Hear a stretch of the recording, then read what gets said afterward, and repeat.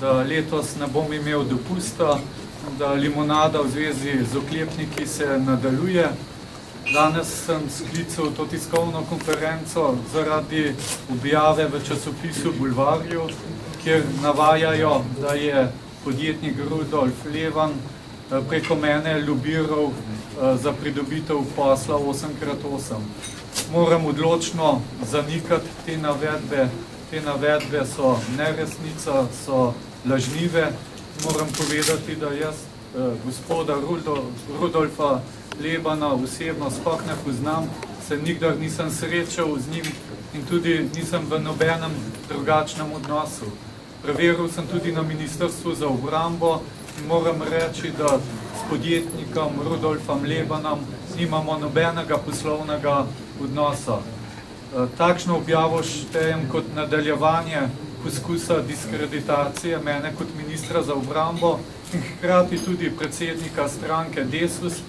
Če pogledate zadnje politbarometre, lahko vidite, da nam je podpora močno narasla in očitno so na delu nekateri, ki bi želeli mene kot predsednika stranke, kot ministra za obrambo v tem predvolilnem času. Nekaj tednov je še do volitev, ne vem, 73 dni, če sem prav izračunal, in mislim, da je vse to v funkciji tega. Danes sem tudi zasledil, da naj bi na Finskem zaprli novo osebo v zvezi z preiskavo 8x8. Moram reči, da o tem nisem nič seznanjen uradno, da sem to prebral iz medijev.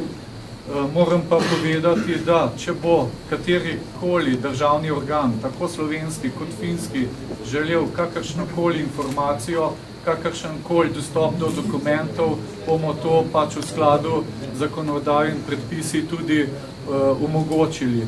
Moram tudi povedati, da se noben državni organ, ne pravosodni, ne preiskovalni strani Slovenije še ni obrnil name.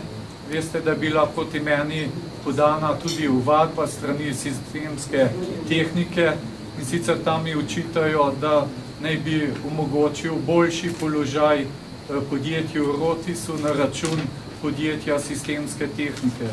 Moram reči, da to odločno zanikam. To je bil prvi mednarodni javni razpis, kjer so lahko sodelovala vsa podjetja. Kot veste, na koncu sta se prijavila 2 podjetja in izbran je bil tisti, ki je dal najbolj ugodno ponudbo, tako po ceni kot po tehničnih lastnostih in kot tudi po koristih za slovensko gospodarstvo. Moram reči, da sem vesel, v bistvu, da je prišlo do ovadbe, ker do sedaj sem vedno lahko samo zanikal tisto, kar so mi nekateri očitali. Sedaj bo pa sprožen konkreten postopek, v katerem bom tudi dokazal, da sem nedolžen in da je ta zadeva limonada v oklepniki zgolj v funkciji predvolilnega časa.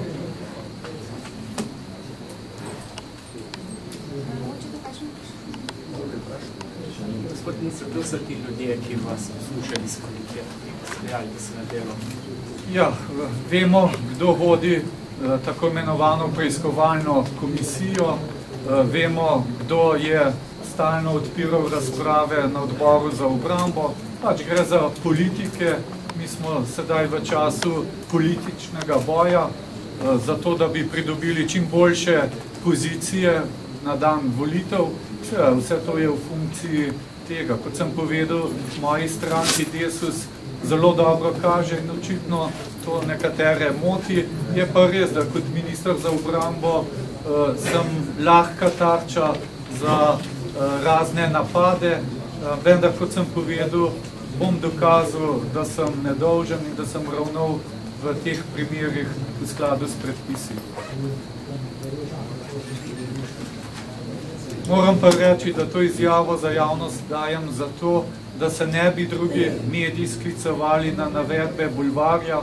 Bulvar je pač znan rumeni tisk, vendar je pa prav, da sem to zanikal, ker kasneje bi lahko nekdo to povzemal in bi se lahko štelo, da se strinjam s temi navedbami. Kot sem povedal, gre za čisto laž, čisto neresnico.